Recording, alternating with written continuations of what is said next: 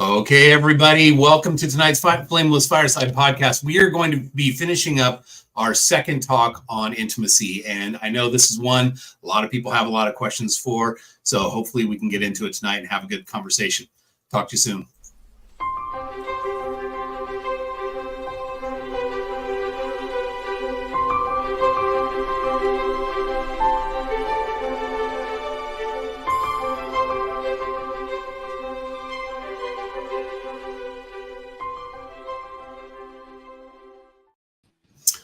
All right. Welcome, everybody, to tonight's Flameless Fireside podcast. I'm your host, Everett, with Jedi Master Corey and co-host Joyce. So we are happy to have you guys tonight. A couple weeks ago, we had a conversation on intimacy, and I was at a dumpy hotel for work that had You were on the moon. Come on. You were on the moon. Oh, my gosh. If I was on the moon, I would have had better reception. So yes, I did not get to participate a whole lot, but we actually had quite a program put together and we just scratched the surface on it. I think this is a topic that is very important. And I think a lot of people really want to have this conversation. And there's a lot of questions around this. So we're going to talk about that some more tonight, and we're going to get into it in greater depth. So having said that, welcome everybody. How are you guys doing tonight? Doing well. Good. Well, last time we started this conversation, we went down the road of kind of talking about some of these things that people want to experience when it comes to like intimacy in a marriage, intimacy leading up to a marriage. What should we talk about? What's kind of taboo? All of those sort of things. So hopefully we're going to get into that more tonight. But I definitely want to, especially for those people who are wondering, is this something that we should have a conversation about before we get married? So in other words, is it appropriate to discuss sex before marriage? And if so, at what point in the relationship? And, we've kind of got a breadth of experience going on here. Corey, you're divorced. I recently got remarried. And Joyce, you're still waiting for that moment. I'm waiting. So let me ask you first, Joyce. Let's say you're in a long-term relationship and somebody wants to start talking about sex. What are your thoughts on that? Is it appropriate, not appropriate? Is it important to you, not important to you? Where do you sit on this issue? Yeah, so I think that it's important. I honestly think that, especially like when you're first dating, I think you have to be careful about how you approach that subject, because you could really scare someone away if you're having conversations that feel a little lurid or, like a probing for information. But ultimately, I think that it's really important to be on the same page. And before you get, into a committed relationship, you need to understand, if there are challenges, if there's dysfunction, if there's disinterest, if there's trauma, those are things that I think people need to be able to discuss. And I remember having a conversation with a therapist once. This was back when I was in college, and I was dating someone, and we were looking at marriage, and I had mentioned some things I was afraid to talk about. They were uncomfortable to talk about. And the therapist said, sometimes the hardest things to talk about are the most essential. And so even if you're uncomfortable with this kind of a conversation, it's really an essential conversation before you commit your life to someone. So. Absolutely. Corey, how about you? Where do you sit on the issue? Well, I was married for 22 years. I was married to somebody who absolutely enjoyed sex like I did. So we had it as much as we could, as often as we wanted to. And it was, we did it for recreation. We did it for procreation, and we did it for love. There was not an issue in that area. There were other issues that led to the divorce. But so for me, it's actually an absolute important thing, especially when I know my sexual appetites. I know that it would be very difficult for me to be with somebody who had sexual trauma or thinks it's disgusting or thinks that it has to only be done in procreation, because sorry to say, I'm not having any more kids.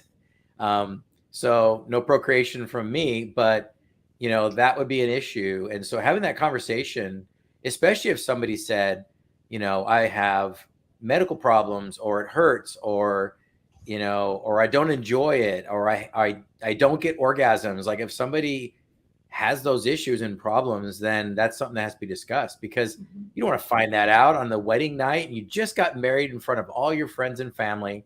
And now on the wedding night, you're finding out that your wife doesn't enjoy sex, doesn't get orgasms, or just thinks it's disgusting, and she feels like it's a wifely duty that she has to do, and it's a chore.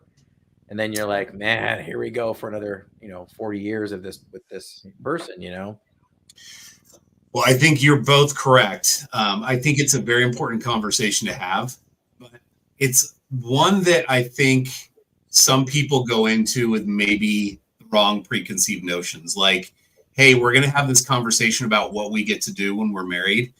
And I think, like Corey was saying, some people have trauma around this. And Joyce, you mentioned this as well, that sometimes, Joyce, for example, let's say you're dating some guy, and that was a big problem in his past relationship. I can't tell you how many people we've had on the podcast where they struggled in their past marriage with sexual intimacy. It just wasn't, they couldn't get on the same page for one reason or another, or maybe their spouse cheated on them. And so to them, sex kind of seems a little bit like a betrayal. But if you don't have these conversations, you're never going to find out where they sit on those issues. Mm-hmm. And I caution all the guys to say, if you're having these conversations, it's not like some sort of weird opportunity to have just kind of a gross conversation. Like, you're really trying to find out if you guys fit together. You're not trying to find out like how far you can push the envelope. You're trying. No, I mean, if I'm having a clinical, it's more like clinical to me. It's more like, I mean, did you have orgasms? Did you enjoy it?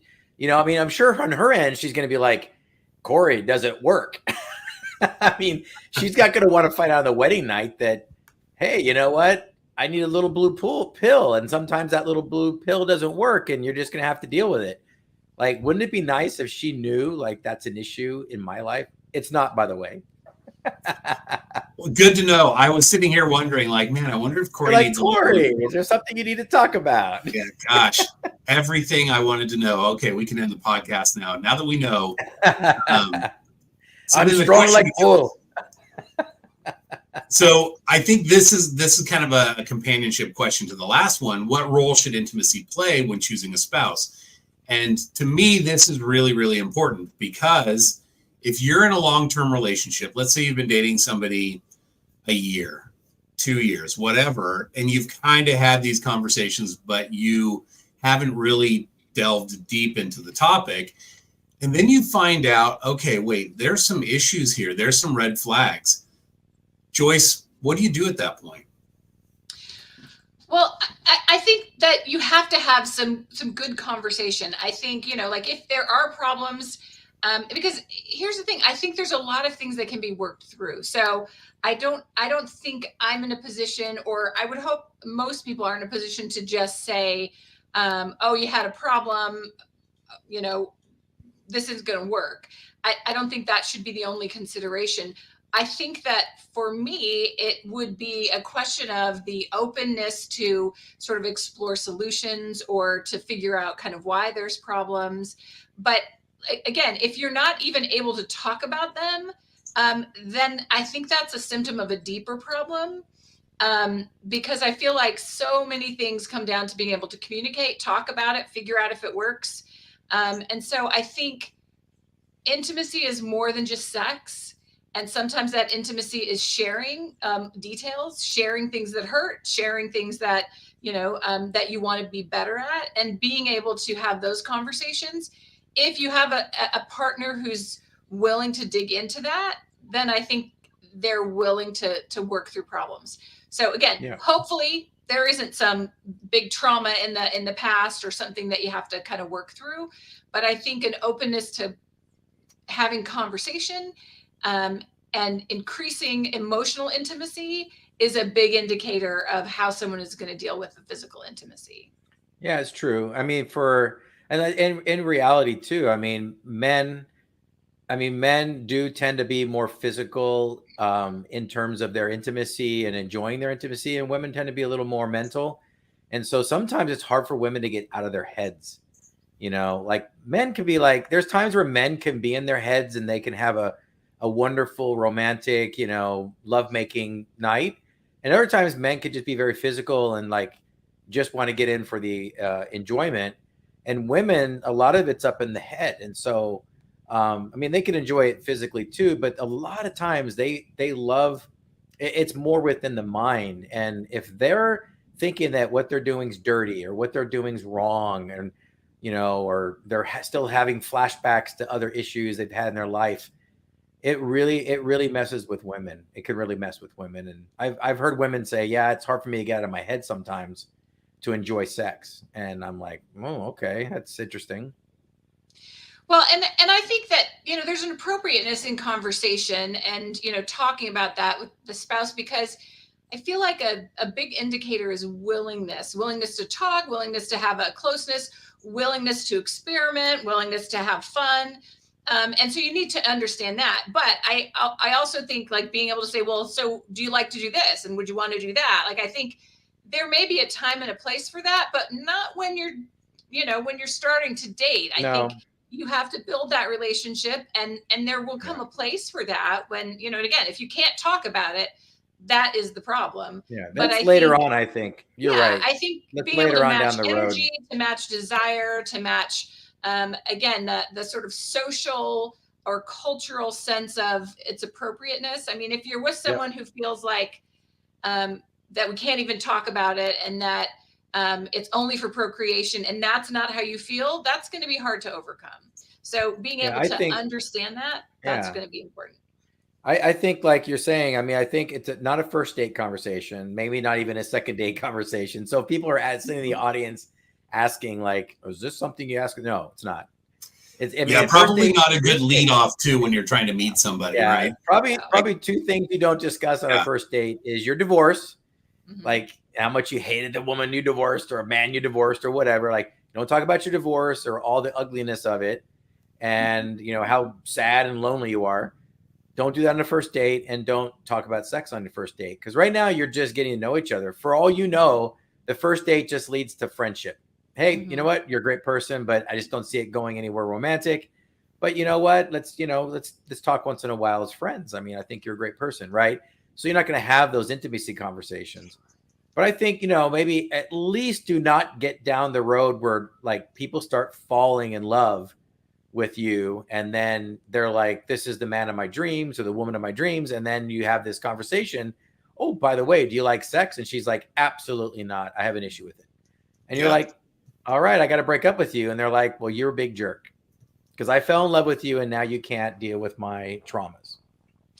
Yeah. Well, and here's the thing that I think is like worries me more, Corey, than someone who says, oh no, I don't like it. Because I think what I fear is that I think that having people who don't tell you because they really just want a husband, but they don't want to have sex, and they don't say that. Like so I think honesty is, again, that's intimacy. That's sort of the non-physical intimacy. I think that's really important. Yeah. I would say if a woman is feeling very like, I can tell like she's starting to dig me, then I'm going to have to, that's when you start going, hey, if this is going to go anywhere, you got to know where I'm coming from. Like I may just start off the conversation like, hey, look, it's an important thing for me. Yeah. And I just need to know where you stand with that because it's something I really like. I think maybe it's my love language. Maybe, the intimacy, the touching, kissing, like to me, that's how I express myself. That's how I like to be expressed upon. I don't know. I have that conversation of like, if this is an issue for you, if you're like, no, we only do it on special occasions, like that might be an issue. So, yeah. And to Stacy's comment, many guys ask highly personal sexual questions before you're even in a relationship. It's true. It happens. And what's really tough is I think that it might have become a relationship, but if a woman feels threatened because that happens too quickly and it's, very personal and kind of gets into a level of detail that you don't want to share with someone you barely met, you might lose out on an opportunity for relationship because she's just going to check out before you have a chance to really get to know, the real her. If you're kind of being inappropriate. So I think that's like, it's a caution to guys. I know this is stuff you want to know, but don't give up on a relationship because you're just so anxious to have some of that detail. So give yourself a little time, give her a little time to get to know you. So. Well, we had this question as well. And I think it's a really good question. I would say that it's probably never a bad idea to have a conversation with a therapist and say, hey, look, we're considering marriage. It's almost like, for a really, really bad analogy, you're shopping for a car and you want to take it to a mechanic and have them check it out, right? Like, is everything working right? Are we on the right path here? Am I looking at something that's going to be a good idea? And a therapist will be able to cut through the chase on a lot of this pretty quickly, provided they're a good therapist. I mean, there's some pretty stinkers out there, but. Agreed. So. Well, and I think that there are some like churches that, like, it's almost mandatory before they marry to have a course or something, premarital counseling, that kind of thing. And I agree with you, Corey. I'm sorry, Everett. I think, I don't know why I always called Everett Corey.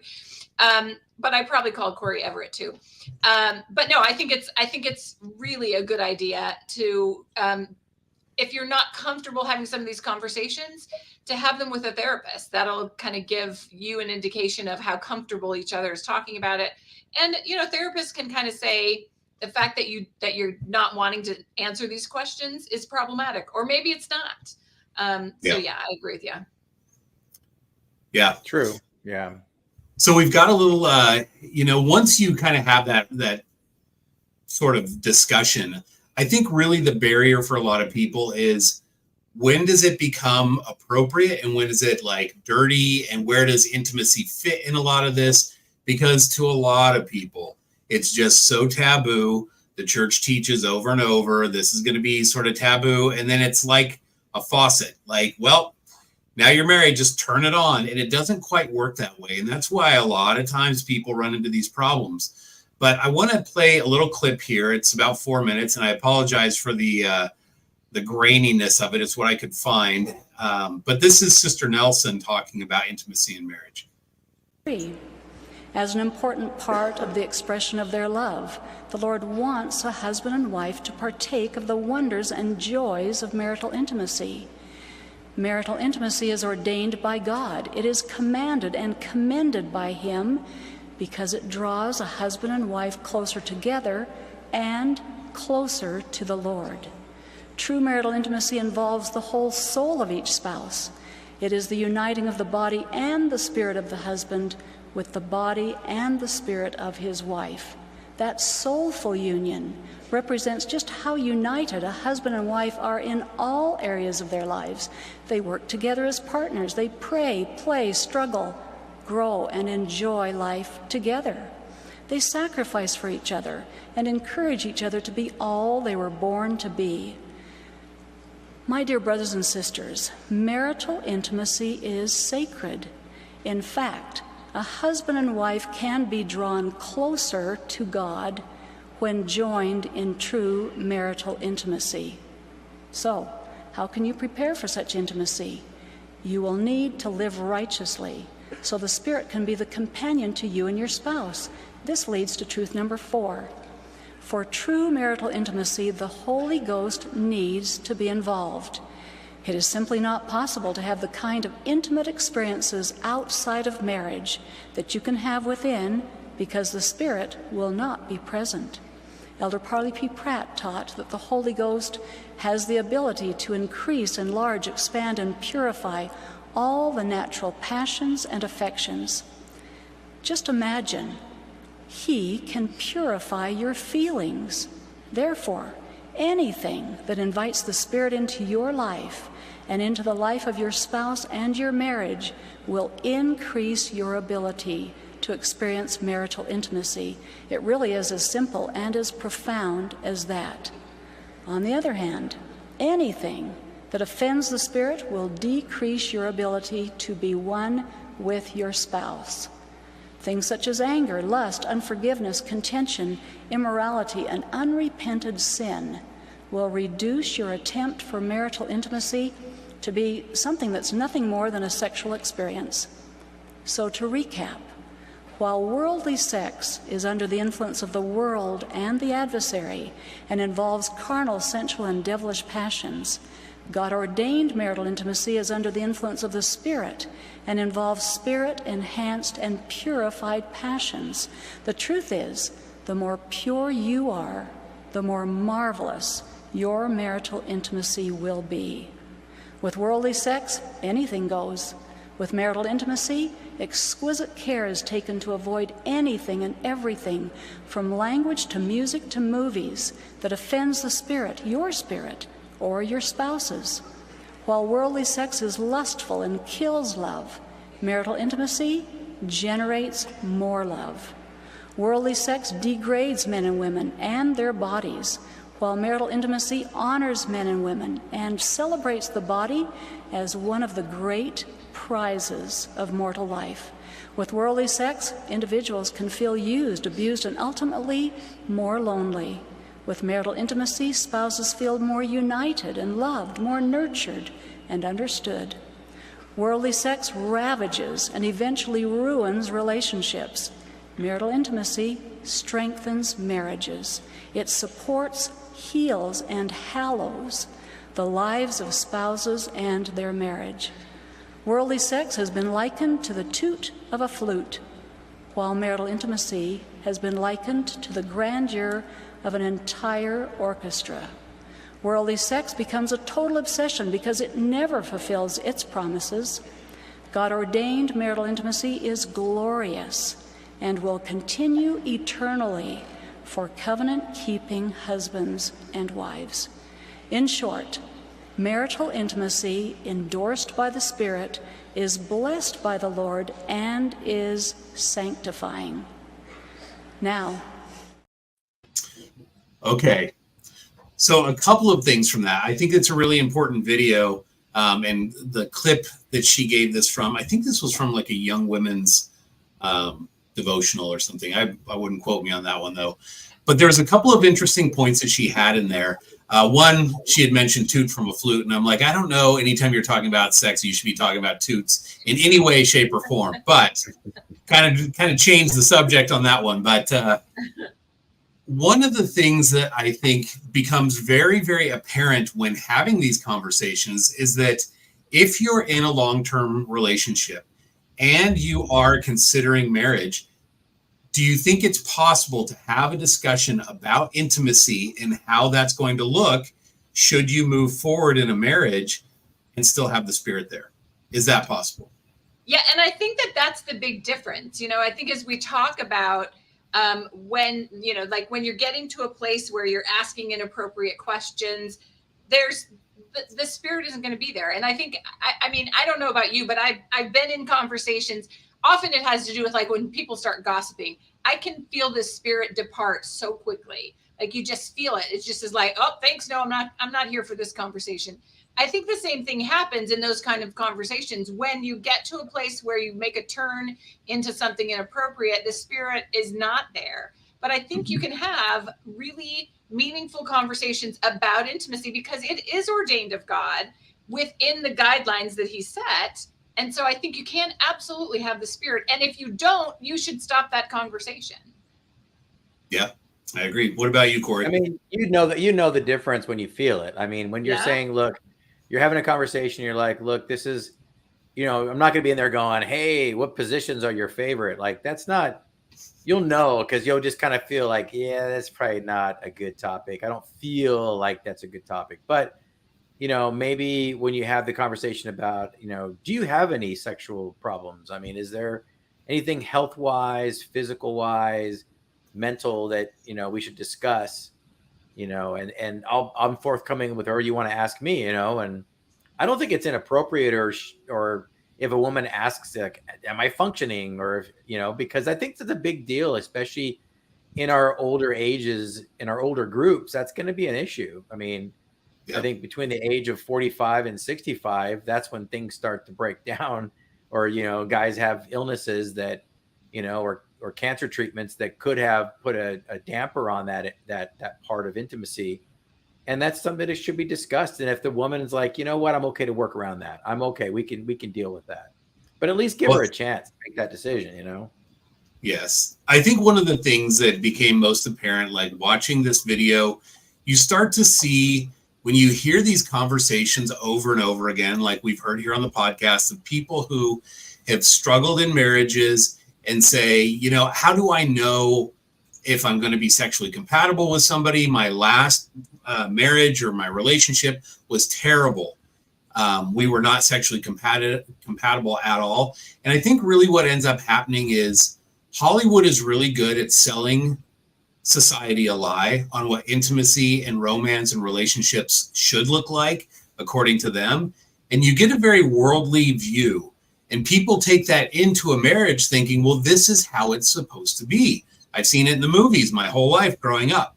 And when things don't work out quite right because it's a counterfeit, then there's problems there. And there's a choice, like you mentioned earlier, women are much more emotionally based. So if that emotional attachment isn't there, and for a guy, you know, it's maybe not quite as emotional, and it kind of starts creating a conflict of interest, for a lack of a better way to put it. And so suddenly now you're having all of these marital intimacy problems, things that are not going the way that you want them to go. And it's because our minds are screwed up to think that this is what marriage and eternal marriage is supposed to be like, when it's really what the world has told us it's supposed to be like. Yeah. Well, and I think you also have at the other end of that spectrum. So you've got the world that's putting it out there as, woo, this is, you know, this is how it should be, exciting and no commitment and all of that. But I think that on the other end, there are people who are misunderstanding the gospel position on intimacy. And so they come into a relationship feeling like their head's been kind of messed with because they've been told all these things about, you know, like that whole chewed up piece of gum analogy. And so I think that being able to have a conversation that talks about what are your feelings about the role of it, what are, you know, of intimacy in a relationship, and those kind of big things, rather than getting down to the specifics of what, you know, the actual act, being able to talk about why it's important, the importance of kind of how you interact, being able to talk about how you know, you feel about things. Those are all just critical. And I think it's, we do kind of get both ends of that spectrum that have kind of messed us up a little bit sometimes. Yeah. Yeah. Mentioning what you said also, and we talked about this last time, about the whole chewed up gum kind of analogy, I think is a horrific thing to tell the youth or to tell anybody in the church, because we are a church of converts. And so if you're going to make that statement, your son or daughter or yourself might meet somebody who's a convert and lived a different lifestyle before they came into the gospel and were baptized and washed of all their sins. So if you're going to make that comment, then, you know, you're not being truly Christ-like or a true member of Christ's right. And I don't know where that story comes from, because I was in Young Women's for a really long time and that was never in the manual. So I don't know. It never is. This is that analogy. It is not. This is gospel. The same thing where a bishop says, I want my young men to be shaven and have short hair and wear white shirts. And you're like, it's not in the manual. Mm-hmm. That's your preference. Right. So, you know, or I'm not going to advance somebody in the priesthood because I have a beard, you know, like that's just some man's in the churches.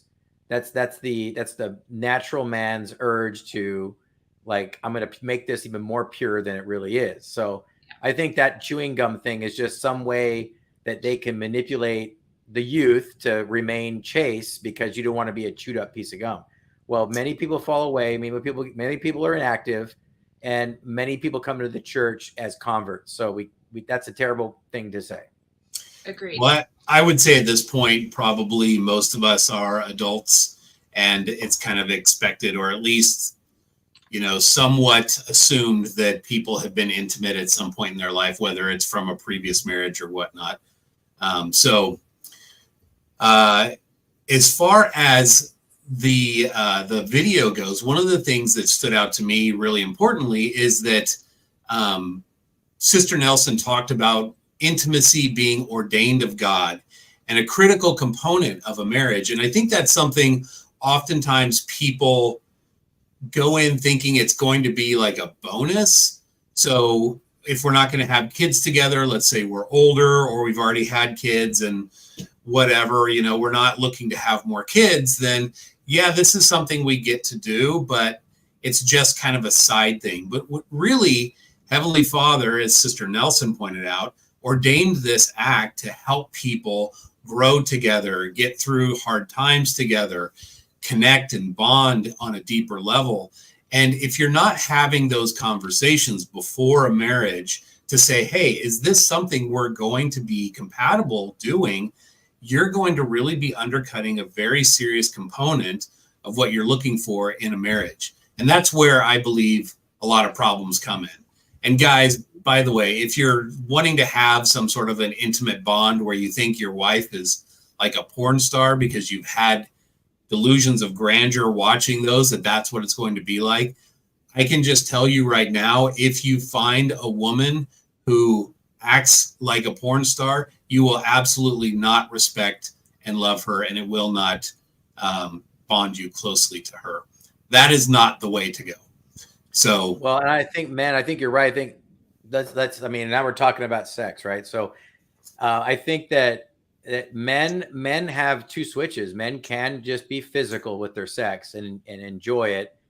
And that's something that women can sense. And so men just can't be like, I saw it in a porn once, or I saw it on TV. Men need to be emotionally and mentally engaged in the sex act just as much as women. Like, you need to look in their eyes. This needs to be an all-encompassing act. It can't just be like, I'm getting in there to get my jollies and then I'm out and I'm back to watching football. I mean, women are not going to like that kind of intimacy. So, I mean, unfortunately, men can have those switches. They can be like, recreational, let's have a good time, I'm gonna go watch football when I'm done. Well, and I think in our society, we have conditioned women to be like that too. Like, not all or not mainstream, but there are definitely women who that has been their experience. That, you know, they like think that's normal. Yeah, right. And you know, sadly, I think it probably often happens for women who have been have probably had some kind of sexual trauma, and that sort of is their reaction to that, is that they're very active and have many partners, and it sort of creates that situation. So hopefully it's not something you run into a lot, but I think that, you know, we do live in a society that really has a tendency to try to push women to be more like men, and even in that respect. So yeah, so we've got an article here from this is from LDS Living, from a marriage and family therapist, on sexual intimacy. And I think really maybe kind of the cloud of mystery on some of this is, let's say I'm in a relationship, I'm thinking about, you know, going further with it, maybe proposing or whatever, but how does this conversation look if I'm having a conversation? Yes, we want to talk about intimacy, but what kind of things should we be talking about in that conversation? So I just want to pull this up really quick and kind of go through some of these points here, because I think the therapist here, makes some very, very good points on things that are appropriate and not appropriate in marriage, what sex is for and what it's not for. And this can kind of help guide that conversation when you're really considering being in a relationship with somebody. And ladies, if you're kind of waiting for the guy to initiate the conversation, I don't think it's inappropriate for women to initiate the conversation when they feel it's, you know, kind of, you're ready for that. Maybe you're in the relationship for a while and you're like, okay, I really want to know, do we continue this relationship further? But I would also caution probably the ladies more than the men as well, that if you find a guy who is ramming this conversation down your throat and you're trying to maybe, you know, have this conversation after a date or two and you feel like this is extremely premature, if you try and hit the brakes and they're not willing to do that, huge red flag. Like, this is something that should absolutely be respectful. And if it can't be respectful or respectfully delivered, take note of that. That's a huge, huge component of, you know, maybe this isn't something that we should have continue to hear. So let me add this here. And go through some of this. Let me just kind of make it a little bit fuller screen here. So again, from LDS Family Therapy, LDS Living from a family therapist. What's appropriate and what's not appropriate in the marriage bedroom, men and women joining a process of creation and in an expression of love. That's something we've talked about already. But this is something we've kind of been going over. Sexuality is for building bonds of love between husband and wife. Sex in marriage isn't just something we do to make babies. That's something, Corey, you have talked about before, that some people have that misconception. Well, this is for procreation. But again, he goes on to add, nor is it something we're allowed to do now that we're married. Just, hey, that's all we do. It's meant to have a purpose behind it. It's meant to bond. It's meant to kind of bring people together. So this is kind of where we are getting at. This is where I want to leave off. It's not about specific acts being categorically right or wrong. It's about the spirit of what you are doing. It is about whether you and your spouse find an experience ennobling and unifying or degrading and emotionally separating. And this is a key component. If one spouse feels uncomfortable with or degraded by an experience, is not right for the couple, even if the other spouse is fine with it. So having said that, that's kind of where I think that some people get stuck, is they're like, well, I'm okay with this. She's not. How do I convince her that it's okay? You don't. It's not. You simply don't. Yeah. You're there to have an experience together, to bond, to grow together.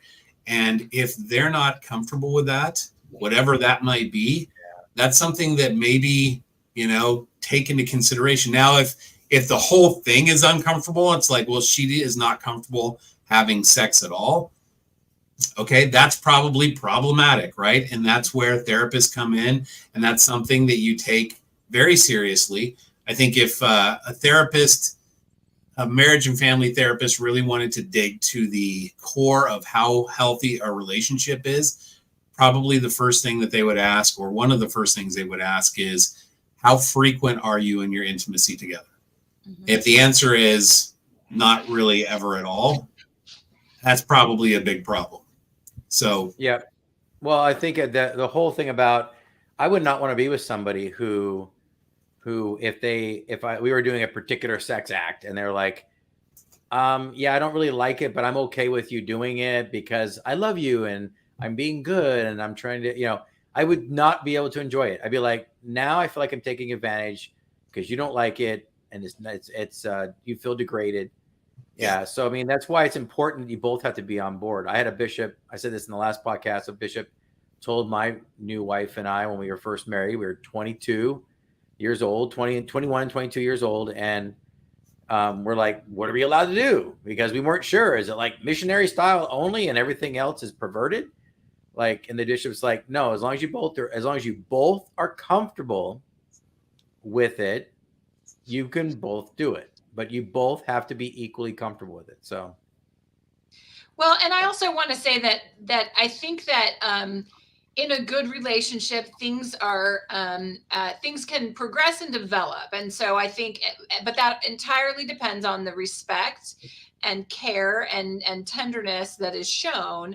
So, in other words, there may be things that someone's uncomfortable with doing, initially, that as you grow as a couple, things might change. So I'll just leave it at that. And I think that a person's ability to change is probably linked to their feeling of safety and security in the relationship. So yeah, again, not the physical intimacy, but the emotional intimacy. Right. So going back to this, he kind of gets to this point and says what one person finds pleasurable in bonding, another person may find off-putting or even disgusting. People do have different needs, of course, and marriage obviously involves adjusting and being sensitive to one another. Now, what does adjusting mean? Like we had just talked about, does that mean like, okay, well, gosh, they really want to do this, and I think it's absolutely off-putting or disgusting or whatever, and I don't ever want to do it, but I need to adjust. That's okay. I'll just learn to deal with it. I don't think that's what he's saying here. I think that what he's saying is like, okay, look, you know, especially for a newlywed couple that's never been married, either of them before, this is going to be something that, gosh, this is new to both of us, presumably. And we're going to have some kind of like boundary figuring out to do here. You know, maybe we talked about it before marriage and I thought, oh yeah, okay, that would be okay. And then we got there and tried it and I was like, nope, don't feel good about that, don't like it. I think that's okay, but that's where the adjusting comes in until you sort of find what both partners are comfortable with and okay with. But this is something that I do believe having a discussion about before marriage is super important because it can kind of help expectations. And unfortunately, I know a lot of guys who are just like, man, I really want to have like this wild, crazy thing. And again, going back to Joyce, what she said earlier, for women, it's much more emotional. It's about that bonding. It's very kind of like, you know, sensitive. Guys were just sort of geared differently in a sense that it doesn't have to be emotional for us, but guys definitely need to be sensitive to the other partner because to them, it is absolutely important to have that connection. Joyce, what do you think? Yeah, no, I completely agree. And I think that I think part of the reason it's important to have this conversation is because understanding if you're with a woman who says, because I think there's a difference between being with a partner and a woman, you know, it could be a man as well. But if you're with a partner who says, absolutely, I am not going to do that. And that's disgusting or whatever. And then you, of course, can make your decision. It's different than being with a woman who says, I don't know, you know, like I didn't enjoy that. And I don't know that that's something. And I'm open to, are there other things that, you know, that would work for you? Can we have this as a trade-off in terms of, you know, we can try some things and see how comfortable we are. I think, again, that it comes down to, we don't want to take a test drive. We're just, you know, we've made covenants. We can't do that. But I think that there are ways that we can figure out, are we compatible? And a lot of that really comes down to being able to have open conversations and be willing to say, I love you enough to see, is there some way that we can, you know, make you happy here without making me unhappy? And it's that flexibility. The thing I would worry about much more would be someone who has absolutes. And, you know, I think it's the situation where someone has the desire to have a good relationship and is willing to figure out how to make that work. I think that's a winner. Yeah. Well, I think some absolutes, I would preface this and say just really quick that some absolutes are probably okay. Like Corey's absolute is, we absolutely have to be intimate. If they're like, I absolutely won't, then that's right. Like, Exactly. Yeah. But so go ahead. I think also we got to remember that it goes both ways. I know sometimes we seem like it's like, oh, the guy wants to do some crazy wild stuff and the girl's like, I have some boundaries, but guys have boundaries too. Because trust me, if some girl's like, tie me up and whip me, I'm like, yeah, I can't do that. I mean, that just, to me, that's abusive. And I can't do that. And if that's a deal killer for you, I guess it's a deal killer, but I'm not going to tie you up and whip you. So it's just that there's certain things that just, even for men, that they just can't cross a certain line. So Agreed. Well, and I think that, you know, when I think about the Lord's plan and marriage and intimacy being saved for marriage, I think the intention is for it to be a safe place. You know, that it is a husband and a wife who are sharing these experiences, whatever those look like. And it's a place of safety. It's a place of love and security. And, you know, that's, I think, what the intimacy is that we're ultimately, that's why the Lord wants us to have that within a marriage, because it can be a really beautiful place when we have those things. And if you're, you know, you're able to connect with someone and really feel a tremendous love for them, I think you can work through a lot of things if you know that you both have that safety, security, and the willingness. I think that's really important. I think Heather Little said something pretty good in the chat. Yeah. Yeah, it's a long quote, so I'm not sure it'll fit on. I don't know if we can get it up on the screen. It'll fit. It'll cover Joyce's face, but Right, I'm yes. not here. Sorry, Joyce. You know, But I and think I would, she's right. I mean, there's some ways to like a balance in life, you know, action and movement spontaneously, you know, flexible intuition, those kinds of things. I mean, you know, if somebody's not physically active and they're not movement, there's no movement, there may be problems later on too. So Yeah. Well, and I think, you know, there's like really good indicators. If someone does not want you to touch them, you know, that's probably something you should, you know, count as a red flag. There may be reasons for it and maybe you can overcome it, but it's something you probably want to investigate. So, you know, if there's someone who's just so repressed that they just, you know, don't want to be near you, like I think that was a really, I remember that podcast because it was one of the first that I listened to. And I thought it was really enlightening in terms of there are other ways to figure out if you're compatible than actually doing the test drive. So yeah, I think it's kind of sad that some people have experienced a real big struggle in their past relationships in this area, and so they feel the need to go out and say, okay, the only way to find out is to try before you buy. And I don't think that's the only way to find out. As a matter of fact, I think that's kind of a counterfeit way to find out, because I don't think that really reflects what true intimacy looks like in a marriage. And you might say, well, we're in a committed relationship, so it's close to the same thing. But when you look at divorce statistics, couples who move in and like live together and just kind of act as if they're married before they actually get married, they have much, much, much higher divorce rates than couples who wait and hold out until they get married and then kind of move forward in the intimacy level. So it's kind of interesting. It's counterintuitive to what the world would say is appropriate. But yeah, absolutely. So, well, and I would really be, you know, I'd be curious to know, because it seems to me that for people who are having trouble in a marriage with intimacy, physical intimacy, are there other things that are driving that? And so, in other words, for someone who says we had a terrible sex life in my past marriage, was that the only problem? Like, was everything else great and that was a problem? Because I don't have research on this. I don't know that for sure. But it would seem to me that if that part isn't working, it's probably symptomatic of other problems as well. And so I think as you examine that, like maybe there was some incompatibility, but was that the only place you were incompatible? And so, you know, I think it's probably good to really investigate that and work on those problems too, you know, because I think often, you know, I think that there are a lot of women who, when they don't feel a connection, thanks, but when they don't feel a connection, they don't want to be intimate with someone.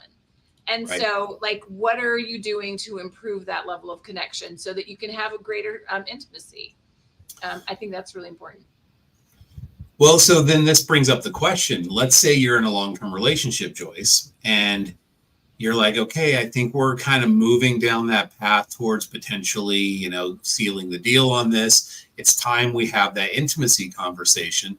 And then you find out, like, gosh, intimacy was an absolute dumpster fire in my last marriage. What are some things that you would want to know to ensure, like, okay, yeah, you had some bad experiences, but where are we at now? What are we doing moving forward? To me, if it were my conversation I was having, I would definitely want to know, like, okay, do you have like PTSD around that? Like, is this something you've literally worked through and you're healthy again and ready to move forward in a healthy manner? Or is this something that's going to be carried forward into our relationship once we get married, and we're going to have sexual problems because of your past experiences? Yeah, and I think a lot of the conversation in that case would need to be about the rest of the marriage too. Like, it wouldn't just be on, okay, you may have PTSD in this area, but is it like, how did the rest of the marriage go? How was the rest of that relationship? And how does that compare to kind of what we're building? Because I think it is often symptomatic.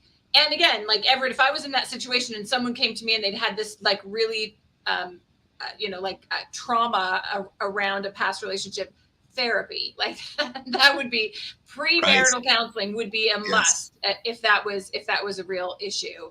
Because it is a tough question, because until you can dig into what was their past experience, what was driving that, why, and how do you know they've gotten better? I think therapy can help. And I think just really understanding some of the other problems. And from my perspective, being with someone who constantly blames their ex for the breakdown of their relationship is a no-go for me. I mean, I don't want to be with someone who still does not see the blind spots that they had in that situation. Being able to say, hey, I contributed to that. And so I've made a commitment not to do these things anymore because I know that contributed to that. Like that's that sort of being able to be introspective about their past. That's really important.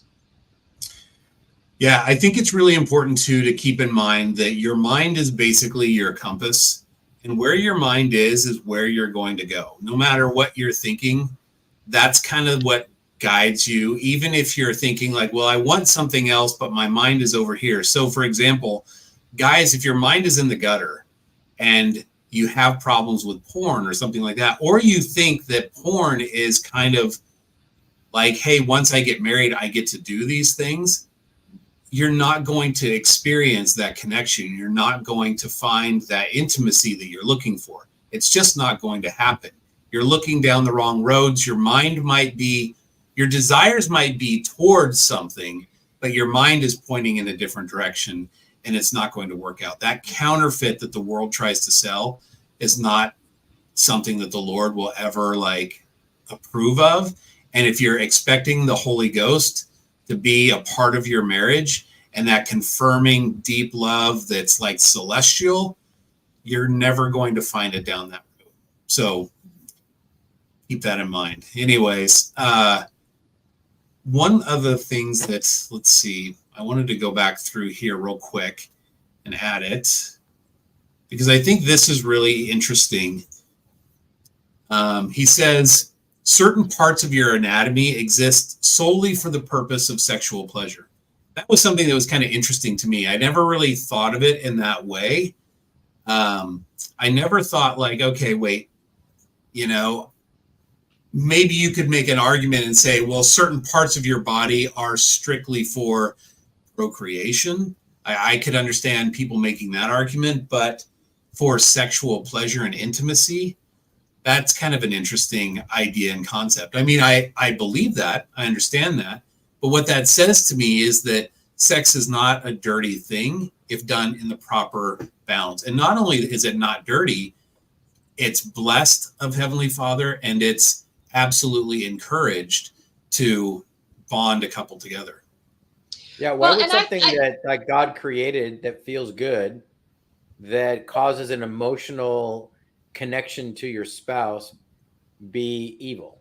And why would he create it to be evil just to torment us and say, you have desires and guess what? It feels great, but you can't ever do it or it's a sin. Like it's too confusing. And he's given us this gift. And he said, but I want you to put some rules around it because it's special.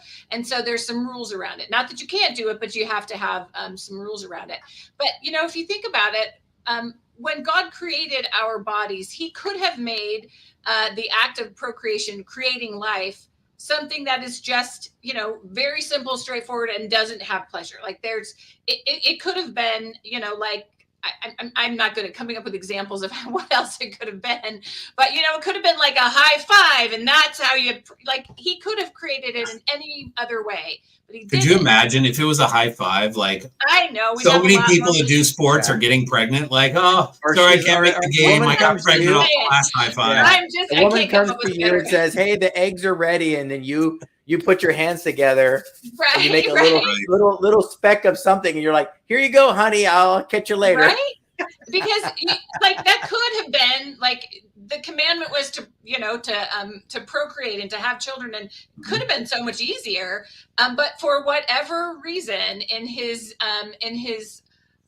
perfect wisdom, the Lord has given us a way to enjoy each other and to make at the essence it is about procreation, even though it's not entirely and only about that. But wow, what a beautiful thing, the way that life is created between a husband and a wife. Like, that's so beautiful. And there's pleasure and there's bonding. It's like, what a beautiful thing. And so it's so sad if the world, because God put rules around it and the world like rebels around it, it's either evil or it's we shouldn't have any rules around it. I think it's a beautiful thing, and we need to listen to the Lord. And if we follow his rules around it, it's going to be wonderful. Yeah. Yeah. I've always thought it was kind of interesting because the Lord could have really orchestrated this. Well, obviously he follows the laws of nature, but let's say, for example, it was it took 3 people to create life, right? Like, there was a process of like, you fertilize the egg, then the other person has to like carry it and incubate it. It's kind of this 3-way thing. That would be very difficult to have those bonding moments with that kind of 3-way relationship. There would be jealousies and issues and craziness. The Lord created it just perfect, where it's a man and a woman, and your goal is really to connect and bond and grow deeper together. And when you look at relationships and intimacy in that way, that this is me bonding with my partner, my spouse, then it becomes something very beautiful, and it becomes something very intimate and spiritual, rather than something that the world is trying to sell you.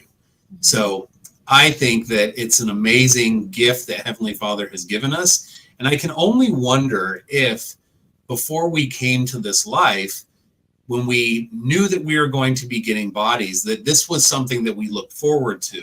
And Satan knew, because we would have these bodies with these passions and these wonderful like experiences of being able to feel these things that he'll never be able to experience, that if he could take that and counterfeit it and get it just off course enough, that would really disrupt the plan. And truly, we see that happening in the world today, because what's kind of held back anymore? It's anything goes in today's society, and it's destroying families. It's destroying our society, unfortunately. But that is truly what is being sold. Well, and I think one of the things that destroys the marriages in the church. It's like one of the things amongst the biggest things. Like, if you think in the church, like, the biggest things that can cause a divorce, right? It's like drugs, that somebody's not willing to change their life. It's drugs, it's pornography, so throw that in the sex category, and it's adultery, right? And so those are the things that you talk to people, you're like, yeah, I could tolerate a lot, and I know I could be a patient person and a loving person because I have this eternal perspective, but I can't tolerate somebody chronically committing adultery or cheating on me, right? And so you see why Satan's like, this is what's destroying families. I mean, you ask anybody outside the church, ask anybody who's married outside the church, they're like, I could tolerate a lot, but cheating, I can't. Mm-hmm. Right? So yeah, and I think it's so interesting that Satan, who does not have a body, likes to use our body against us. Mm-hmm. He's so resentful of all of the things that we have from being able to experience having a body, that he is bound and determined to make us to use our bodies against us. So whether it's through, like we said, sex outside of marriage and all of that, drug use, all of these other things, like, our bodies are precious, and Satan knows that. That's why he's out to how to use that to get us. So yeah, what a wonderful way to experience life and learn to kind of bridle all our passions. And the Lord knew that these bodies would be very, very powerful instruments, but if we keep them in the proper bounds that he set, that they will be wonderful things that can help us become one day exalted, which is fantastic and what we want, along with a celestial companion. But Satan also knew that, wow, you're going to have all kinds of powerful urges and pulls and desires. And the concern that I have now, especially for my kids, is that society just says, hey, if you feel a certain way, go for it. If you have a desire, that's you. If you have something that you want to do it. It's like there are no bounds. They've completely stripped away. And not only that, they've turned it on their head to say that that's bad and oppressive, to try and say, this is what the Lord has set. These are the bounds which he said that we are to use these gifts for. And Satan's like, no, don't listen to any of that. It's all good. Just run with it. And you watch society just implode as it happens. So I wanted to bring up one last thing from this, and then we can kind of wrap it up with this. The last statement here: for so many years as singles, we abstain and repent if we fall short of abstaining from any kind of sexual pleasure, bridling our passions in order to be filled with love, but we are created to experience passion within the bounds that God has set. It is not sinful in that context. It is holy and beautiful. I think that pretty well sums it up.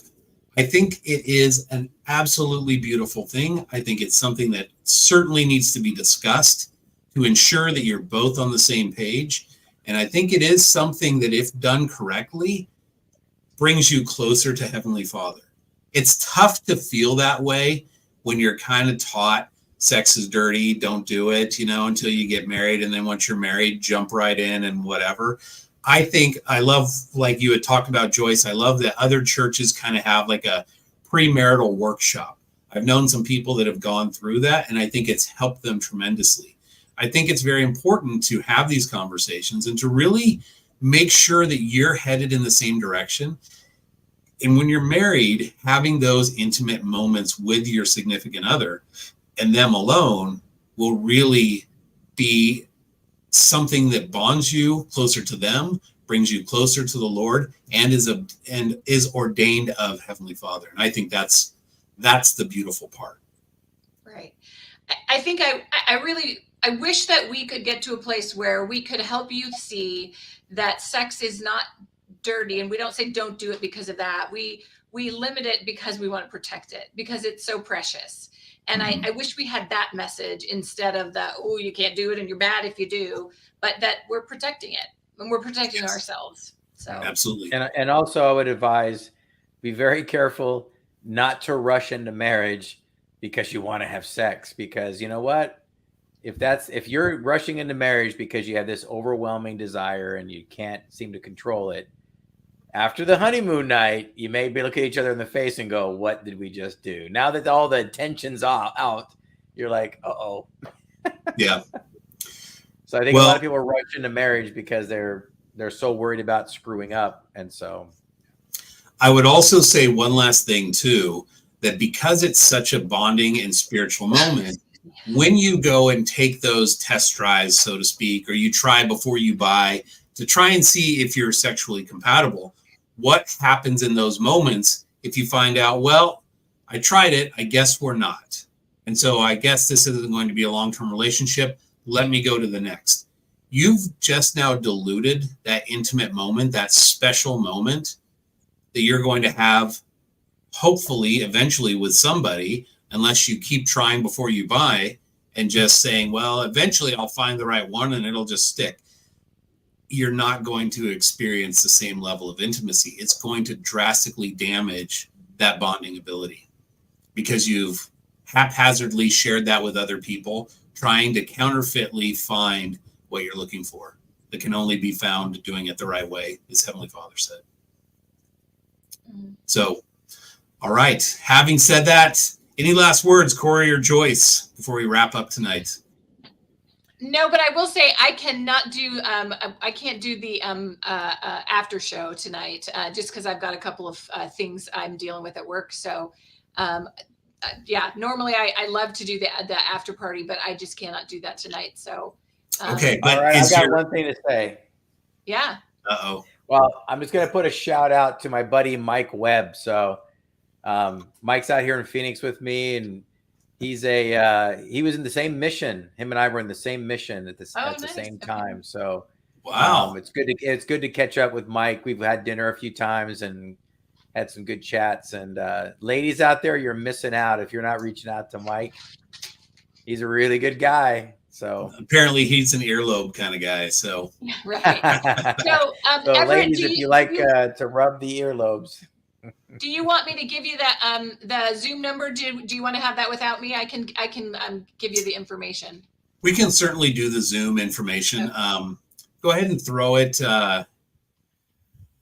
Let's see. Do you usually put it in the comments? Yes. Yep. I Okay, can do that so- right now. Yeah, we'll go ahead and throw the Zoom info in the comments as usual. I think most people have kind of been there before in the after party. If not, we typically have an after party with this where it's just kind of an open forum. We can all chat and connect with each other and have a good time. So, Right. but certainly no obligation. So it is there in the chat. But having said all that, now tonight, I think we had a good discussion on this. I think we were able to kind of put a bow on our last conversation and maybe tie it all together a little bit better. So thank you guys. I appreciate it. Thank you everybody who's tuned in tonight. If you've not done so already, please go to our YouTube channel, subscribe to that, hit the notification bell, and we will see you again next time. Thank you very much. Have a great night, everybody.